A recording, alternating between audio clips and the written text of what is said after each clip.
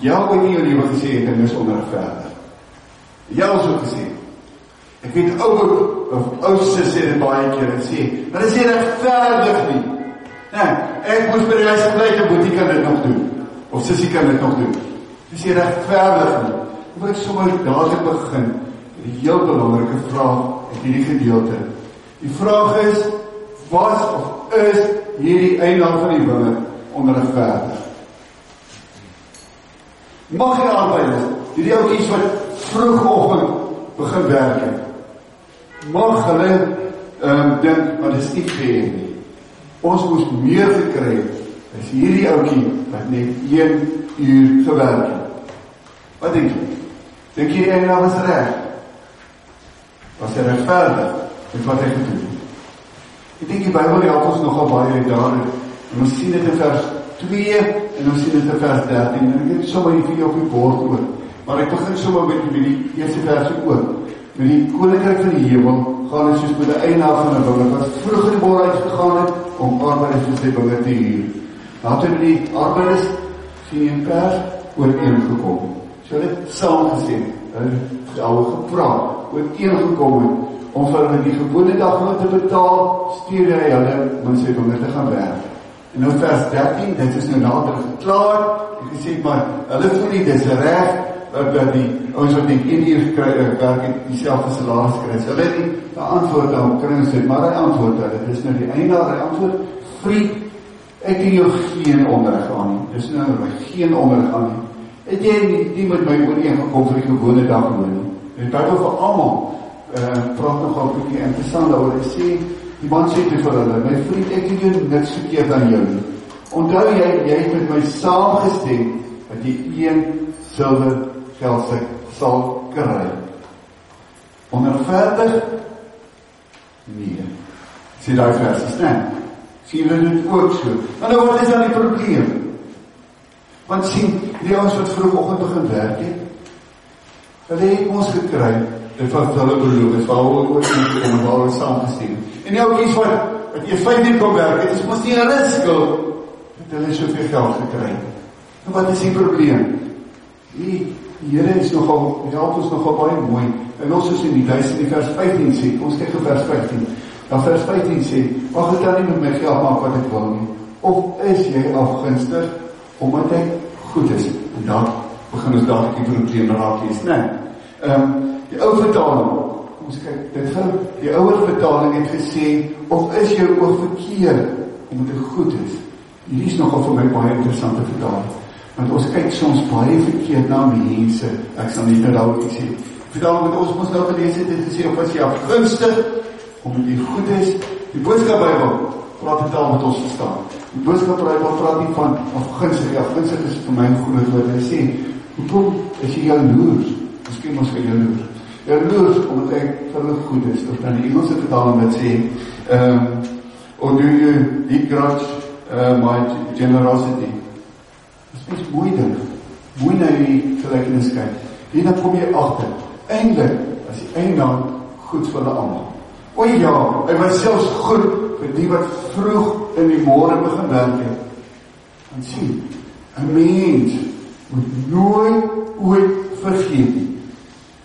Om te werk is genade. Ek gaan meer vir julle sê. Om te werk is genade. Dis 'n voorreg.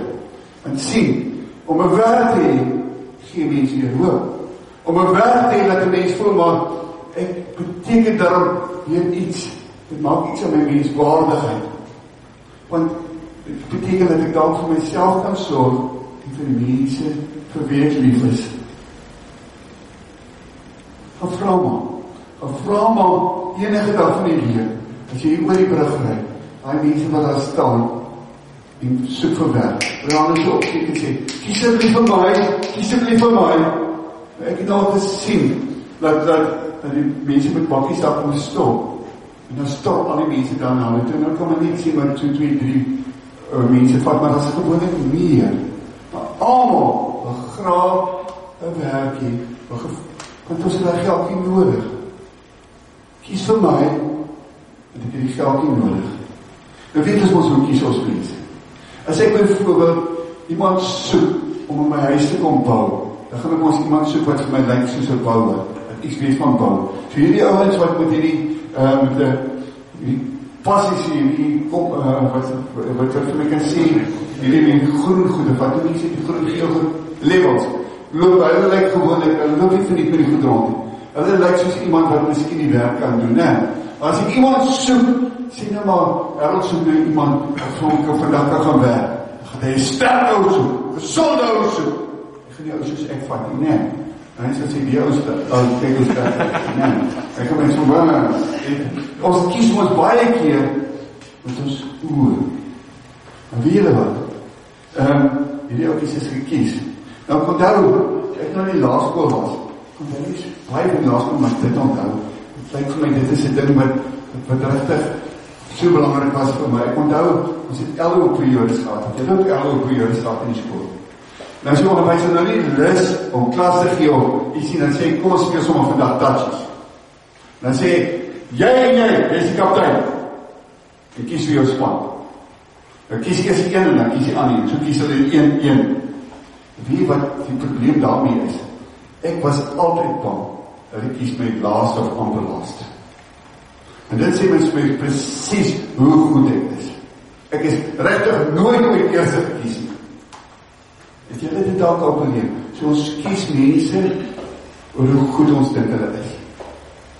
Nou ja, hierdie ons wat vroeg begin, so kies hier nogal boonop betaal, soos wat daarvan beloof is. Dit is genade. En die ander ons, kom is hulle gekies. Vers 7 sê vir ons, toe die eindelaar daar kom, toe sien hulle nog nie werk gehad, of werk gekry. So het hulle jammer gekry. Dit is ons dit. En toe het hy vir hulle werk aan, en hy betaal hulle meer as wat hulle verdien. En dit is ons genade. Ek lees, iemand het gesê, ek kan maar saam met daar op die bord kyk, het gesê, justice is when you get what you deserve. Mercy is when you don't get what you deserve. But grace is when you get what you don't deserve. Kom ek probeer vertel die storie. Hulle vertel, dit is die ware verhaal, dit is nou die burgemeester van New York. Hy was ook al baie interessante ou, hy in die Tweede Wêreldoorlog was hy burgemeester daar van New York. Dit was 'n tyd van depressie. Hy het 'n snaakse naam, ek gaan nie eers probeer sê van, dink ek spreek jy uit, LaGuardia. Maar jy sal nou sê van op daar sien, en kom verkeerd uitgespreek, sorry. Hy het 'n bynaam gehad van Little Flower. Dit is 'n klein oukie, en sy naam was die Italiaans, dit beteken blommetjie, so Little Flower. Hy het baie interessante goed gedoen. Hy het blijkbaar dikwels saam die brandweer gereis. Die brandweer het genooi word, of na plek toe hy sommer saam gereis. Hulle vertel dat hy baie keer na die kinderhuis gekom het. Die kinderhuis het daardie was baie anders en baie erger as wat ons nou het. Het hy soms daai hele kinderhuis se kinders gevat vir 'n bolbalwedstryd. Hulle vertel ook op 'n stadium en die media mense het gestaap. Dis mense wat die koerante maak en die radio mense, hulle het almal gestaap. Toe het hy gegaan, want daai tyd was die radio so verskriklik gekrap. Maar in elk geval, hy het gegaan en hy het vir die kinders oor die radio stories gelees. So baie besonder so, maar hy was advokaat op die man. Dit beteken dat hy soms opgetree het as 'n landros en klein sake. Nou nie groot sake nie, klein sake. En so op 'n dag was hy toe in die landros by 'n baie arm agtergeblewe buurt. En die eerste persoon wat toe nou voor die landros nou kom, was 'n ou verwaarloosde vroukie. Sy kom toe nou daar, om sy aangeklou word, dat sy brood gesteel het. En die eienaar van die winkel, wou nie die saak laat staan nie, want hy wou 'n voorbeeld vir hierdie vroukie maak.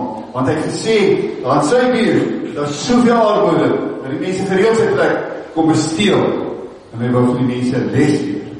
Nou oké, hier kom verskyn sy, en sy begin toe nou 'n storie vertel. Sy sê vir hierdie burgemeester, dit is in die volgende prentjie. Sy vertel toe vir die burgemeester dat sy is skuldig. Sy het die brood gesteel, en sy vertel toe ook vir hom dat haar dogter het siek geraak. En sy kan nie meer, die dogter kan nie meer vir die kindertjies vir haar kleinkinders sorg nie. So dadelik kom jy agter, sy is die ouma. Sy is die ouma, haar dogter is siek, en sy wou die brood gesteel het, sodat haar 2 kleinkinders kan iets hê om te eet. Natuurlijk is sy moes haar skuld, sy het gedoen. En toe antwoord die burgemeester, is my makkeliker is om sy van daar, hy sê toe vir die vrou, dat hy haar moet straf, want dit is die wet. Sy het mos gesteel. En my straf was, 'n boete van $10 of 10 dae in die tronk. Natuurlijk is het mos nie daai geld nie, om te betaal, nie, sy het mos nou juist gesteel, omdat hulle niks het. En toe doen hy baie interessante ding. Hy vat toe die $10 in sy eisak, gooi het in sy hoed, gee het vir die klerk van die hof, en sê, dit is die betaling vir die vonnis. Klaar betaal. Maar, hy gaan toe verder, en dit moet hier gooi saam met my lees. Hy sê toe, hier is die geld vir die boete, en ek wil allemaal in hierdie hof saam met 50 cent, omdat hulle in die stad hoor waar iemand nodig het om brood te steel, sodat kleinkinders iets het om te eet. En hy sê toe sommer vir die klerk van die hof, by allemaal wat hier in die hof is, dit sluit toe nou hierdie café eienaar in. Dus 50 cent gee, daar was nog natuurlijk ook ander ouwens wat ons nou ook, nie sal nie sê, dat is misdadig is met mense van ons skuldig bevind is, maar hulle was nou daar om het hulle aangeklaas vir iets anders. Allemaal deur die bank, ons toe nou 50 cent betaal. Die volgende dag was dit toe in die Koran. En die mense toe nou die Koran geskryf en hy vertel toe oor. Na daai vonnis het die mense vir hom aangeklaar. En die burgemeester ook nie. Hy beveel toe vir hulle om 50 cent te betaal. Nou die vraag is, hierdie vrou gekry as sy verdien het? Dis die vraag. En as jy sê, vir my sê natuurlijk nie, sy het gesteel, sy het iets verkeerd gedoen, maak nie saak wat haar redes was nie, en as ek verkeerd gedoen het, moes sy mos daarvoor gestraaf word. Die burgemeester het vir haar gegee, wat sy nie verdien. En dis mos genade, nie waar. Allemaal van ons sal daar saamstem, die verdien nie, dis genade. Maar weet, dit is precies wat ons dan ook hier lees, van hierdie eienaar, wat hy gedoen het, ook met hierdie mense, wat is in 5 uur mense geraak het, wat toe kom werk, wat gekry, wat hy verdien. En weet, dis hoe die Here met ons werk. Die ons kry, wat ons nie verdien het. O ja, ons verdien die straf op ons sonde. Het ons net gesing, ek het swaar gesondig, wat hy julle die lied wat ons gesing het. Wat weet jy of wat ons sê, ons is skuldig. Maar die Here gee vir ons wat ons nie verdien. En sien, in hierdie gelykenis gaan het ons oor daar waar God regeer. Het ons ons gehoor, die koninkryk van die hemel. Hy is die eienaar. Ek wil gauw nie, jy moet heel eerlik met my wees. Sê gou vir my, wie van ons dan vanoggend opstaan en met vrymoedigheid sê, ek verdien om gered te word.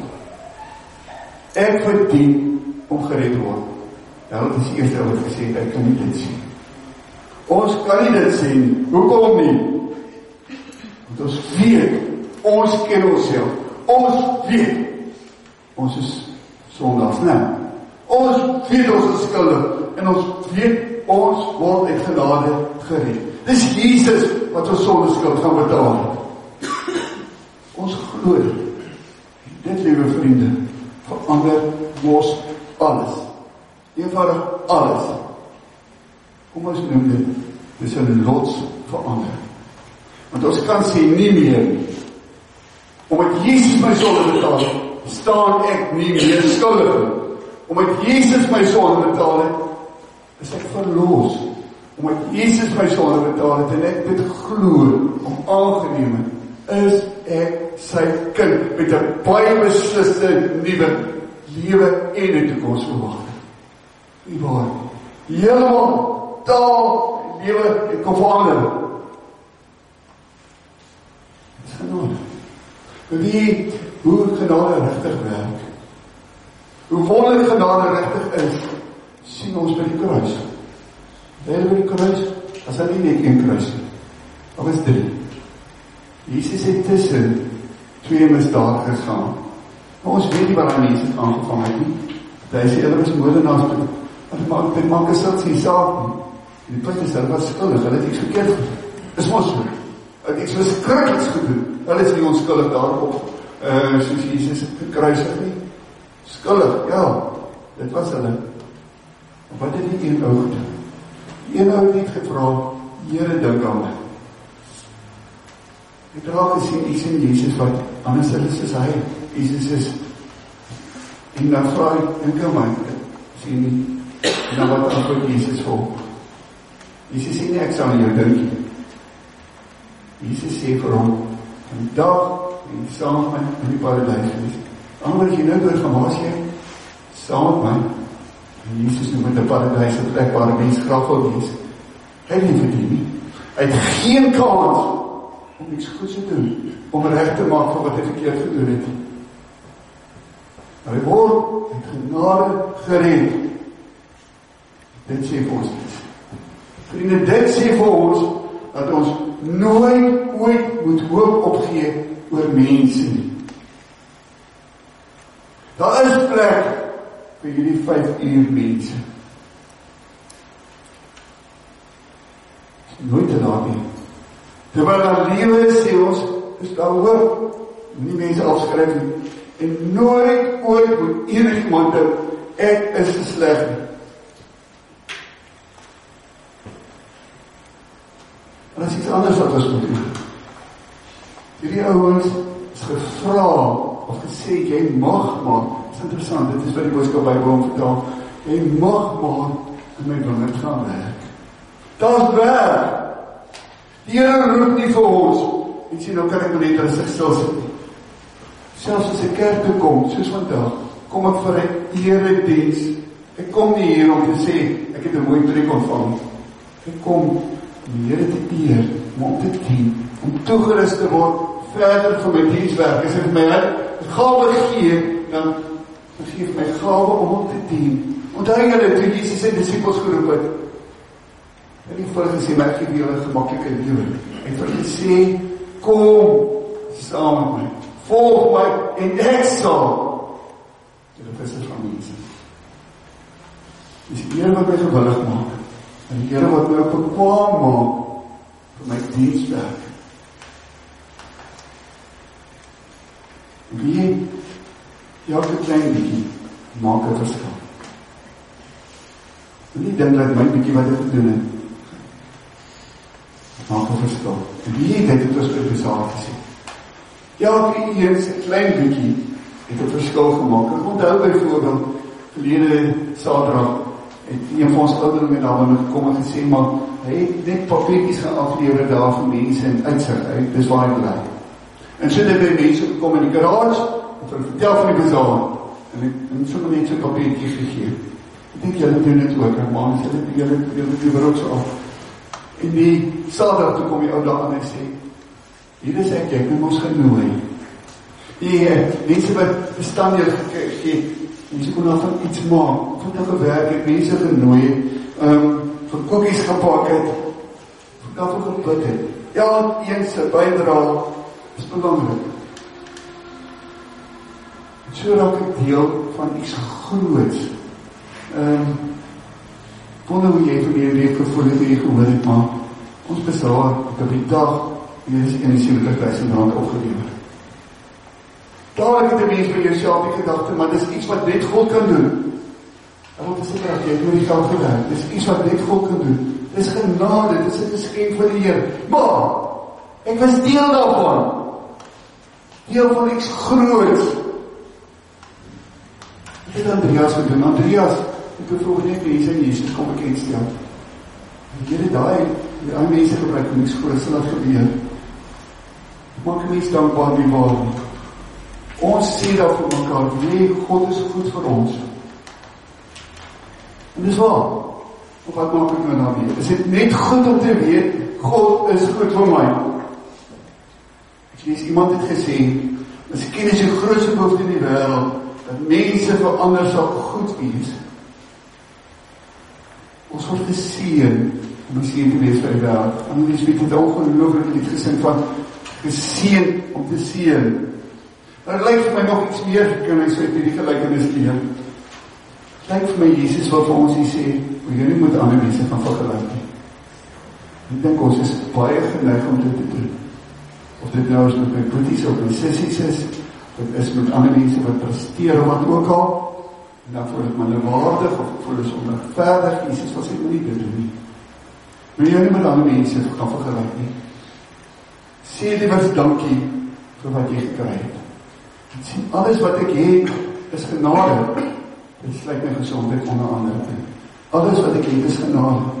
Ek dink Jesus wil ook sê, gun vir ander ook iets. Gun hulle ook God se goedheid. Moenie die boodskap wat wil gesê, jaloers wees op wat ander mense gekry het nie. Dan moenie dink jy is die belangrik. Wie is die belangrikste in die koninkryk van God? Die 2 versies wat ek vir jou gegee, 1 Hosea 19 en die laaste versie wat sê, eerste sal laaste wees, laaste eerste. Maar by Jesus sê, ons is allemaal belangrijk. Kyk daar, ons staan nie in 'n ry voor die Here nie. Ons staan in 'n kring voor hom. Daarom kan jy sê, ek weet ek is spesiaal, ek weet ek is belangrijk vir die Here. Ek weet, my klein deeltjie gaan 'n geweldige verskil maak. Ek is spesiaal. God is goed vir my. Hy is goed vir ons. Ons leef in sy genade. Wat ek het, is net genade. Wat ek is ook maar net genade. Dit maak my dankbaar. Maar kom ons wys hierdie dankbaarheid deur vir ander mense, of dit nou by jou huis is. En ek dink dit is nogal die plek waar getoets word. By die huis, of dit nou by die skool is, of dit nou daar tussen my maats is, of by die werk is, kom ek wees daar goed vir hulle. Ja, kom ek gaan bietjie verder is dit, en ek gee vir hulle wat hulle nie verdien. Kom, ons maak ons huis 'n huis van genade.